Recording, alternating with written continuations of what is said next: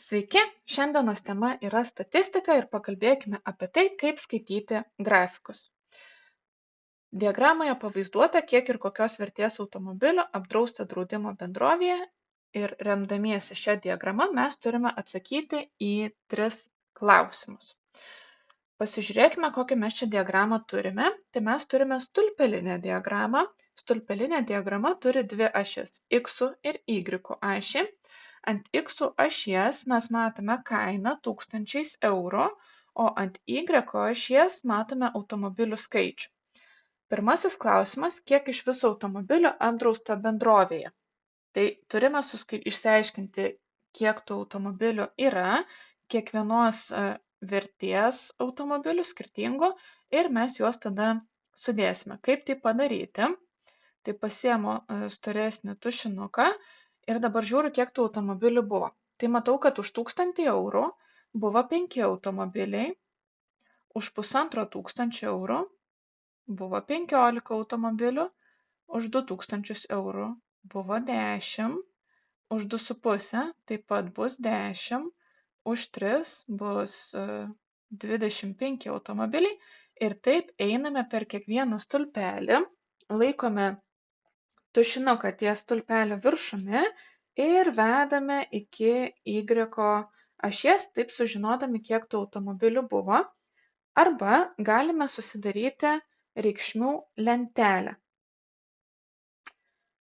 Na štai, susidariau reikšmių lentelę ir turiu automobilių skaičių ir automobilio kainą tūkstančiais eurų. Tai lygiai tas pats, kas buvo grafike, aš galiu pavaizduoti ir lentelėje.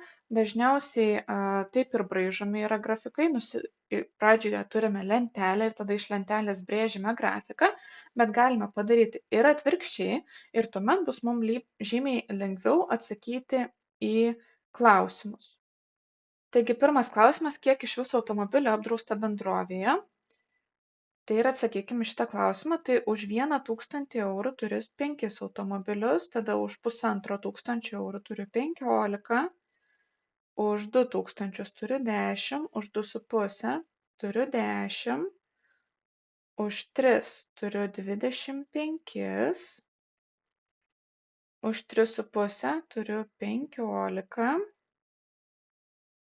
už 4 turiu 30, už 4,5 turiu 35, netelpa, tęsiu toliau, už 5000 eurų turiu 50, už 5,5 65, už 6 70, už 6,5 20 ir už 7 turiu 15. Sudėję visus šituos skaičius mes gauname 365 automobilius. Tai pirmą klausimą atsakėm, mes žinom, kad tai yra 365 automobiliai. Toliau mūsų klausia, kokia vidutinė vieno apdrausto automobilio kaina ir atsakymą parašykite 1 euro tikslumu. Tai ką mums dabar reikia apskaičiuoti? Mums reikia apskaičiuoti automobilio kainos vidurkį. Kaip tai padaryti? Tai prisimename, kad norėdami apskaičiuoti vidurkį, mes turime visų automobilių kainą padalinti iš tiek, kiek yra automobilių. Kaip dabar apskaičiuoti, kiek kainuoja visi tie mūsų automobiliai? Tai man reikia sudauginti kiekvieno automobilio vienetų skaičių iš jo kainos. Tai už 1000 eurų turime 5 automobilius, tada sudedu. Už 1500 turiu 15, už 2000 turiu 10, už 2,5 turiu taip pat 10 ir taip toliau. Taigi, sudauginam kiekvieno automobilio vertę iš turimų automobilių ir žinom, kiek kainuoja iš viso mūsų visi apdrausti automobiliai ir dalinsime iš 365, nes tiek mes turime automobilių ir išsiaiškinsim vieno automobilio vidutinę vertę.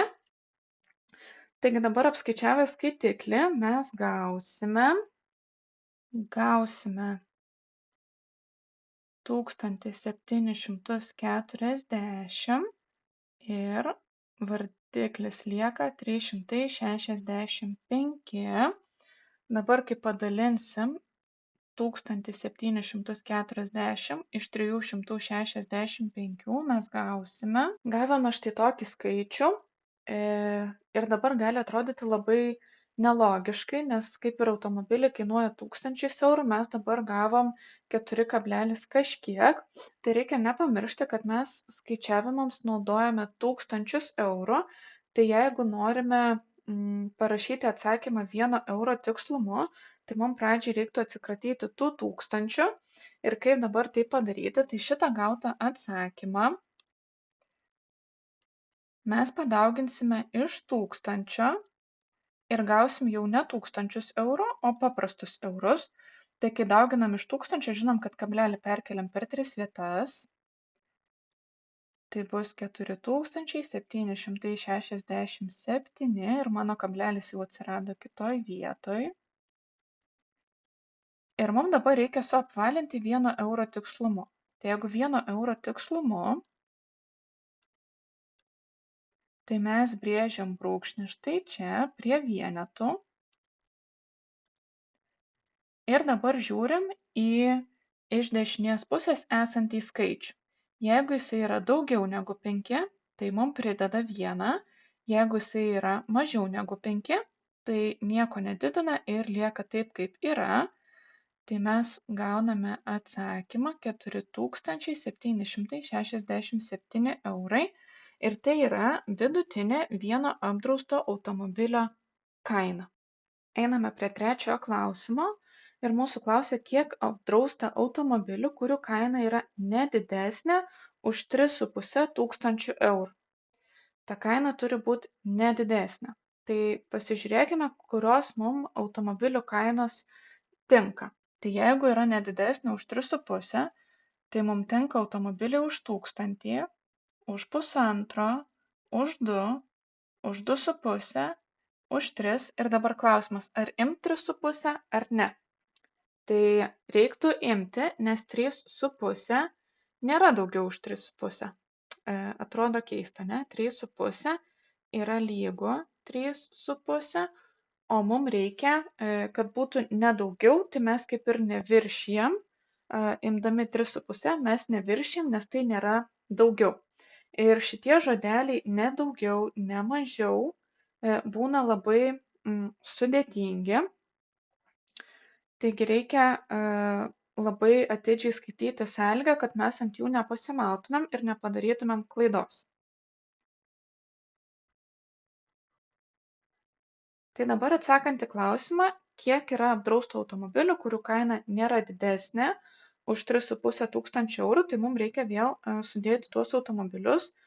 Tai vėlgi, mums tinka automobiliai už 1000, kurių yra 5. Mums tinka automobiliai už 1,5 tūkstančio, kurių yra 15. Taip pat mums tinka automobiliai už 2000, jų yra 10. Už 2,5 jų yra taip pat 10. Už 3 jų yra 25. Ir už 3,5 jų yra 15. Ir sudėję šitus skaičius mes gauname 80.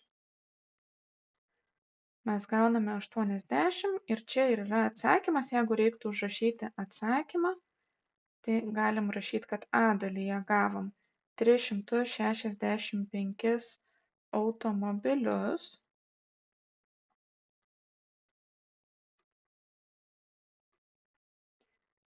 B dalyje gavom, kad vidutinė vieno automobilio kaina yra 4767 eurai. Eurai visada rašomi, kaip ir bet kokios kitos valiutos, didžiąja raide. Ir C dalyje mūsų klausia, kiek apdraustų automobilių, tai 80 automobilių.